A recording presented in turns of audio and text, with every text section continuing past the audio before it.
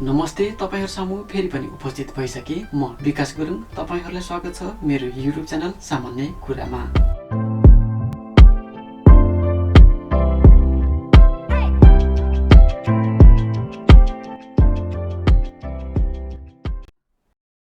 आज हामीले पढ्ने विषय रहेको छ हान्दाकुतेन अथवा मारुलाई युज गरेर बनाइएको जापानिज हिरागानाको अक्षर।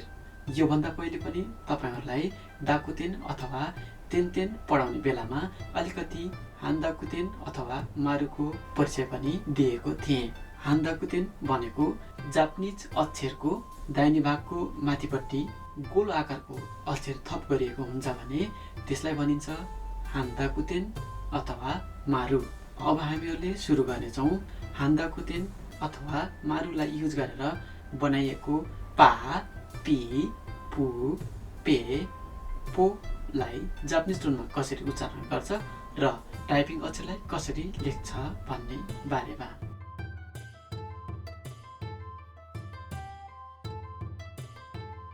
पा 1 2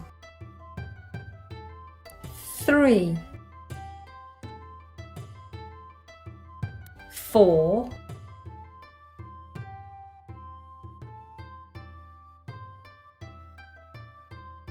पी 1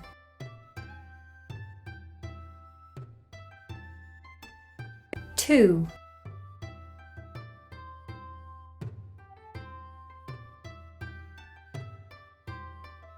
pu 1 2 3 4 5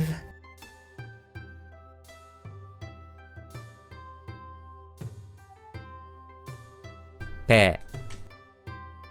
1 2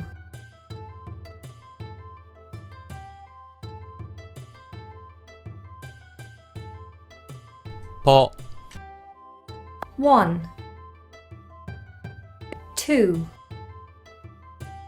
3 4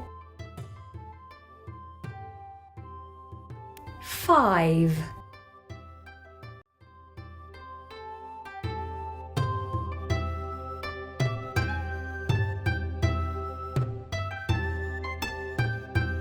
आज हामीले पढ्ने विषय हान्दाकुतेन अथवा मारु, जुन हिरागानाको दाहिनेपट्टिको भागको माथिपट्टि गोलो आकारको बनाएको हुन्छ भने त्यसलाई भनिन्छ हान्दाकुतेन अथवा मारु।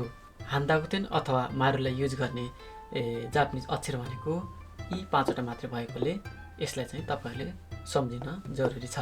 अब तपाईहरुलाई यहाँ रहेको पा पी पु पे पो लाई हातले लेख्दा कसरी लेख्छ भनेर स्टेप बाइ स्टेप लेखेर देखाउने छु। हालै जसरी लेख्नुहुन्छ त्यसरी लेख्नु होला।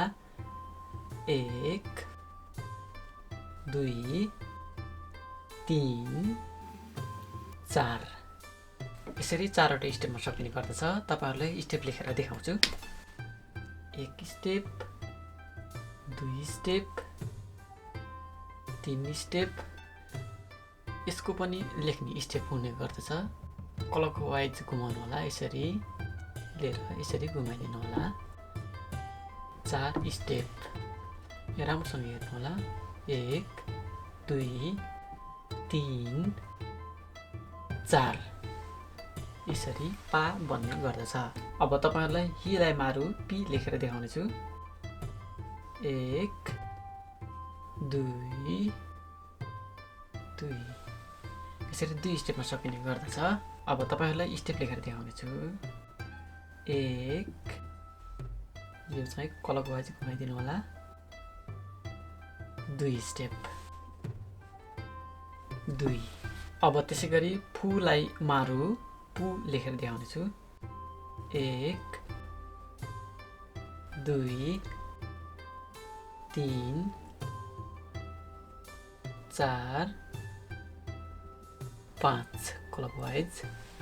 त्यसैगरी तपाईहरुलाई स्टेप लेखेर देखाउने छु। 1 यस 2 3 4 5 यहाँ लेखेर देखाउने छु 1 2 3 4 5 यसै गरी तपाईहरुलाई हेलाई मारु पे लेखेर देखाउने छु 1 2 यो चाहिँ 2 स्टेपमा सकिने भएकोले सजिलो छ 1 2 1 2 त्यसै गरी तपाईहरुलाई होलाई मारु पो लेखेर देखाउने छु 1 2 3 4 5 यो चाहिँ 5 स्टेपमा सकिने भएकोले यसलाई स्टेप देखाउने छु 1 2 3 4 clockwise 5 1 2 3 4 5 यसरी तपाईहरुमाझ पा पी पु पे पो लाई स्टेप बाइ स्टेप हातले लेखेर देखाएँ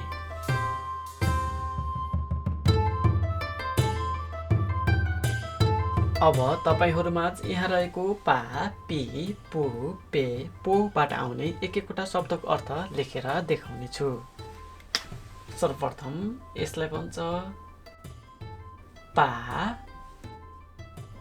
पी पु पे पो यसबाट आउने शब्द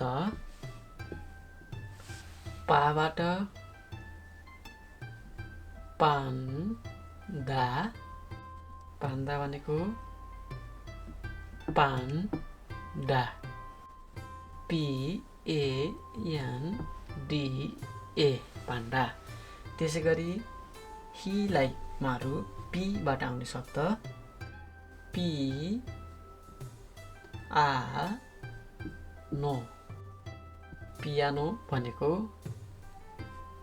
P I A N O piano यसलाई के भन्छ नेपालीमा हार्मोनियम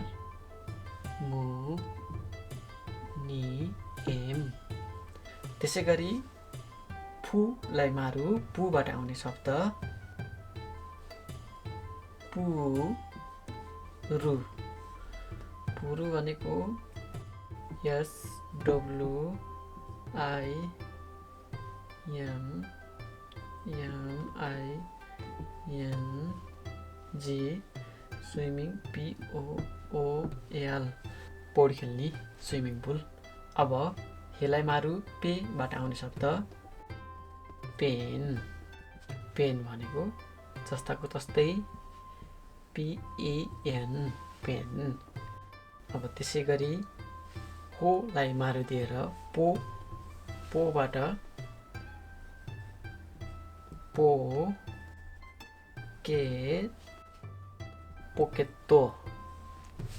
पोकेत्तो भनेको गोजी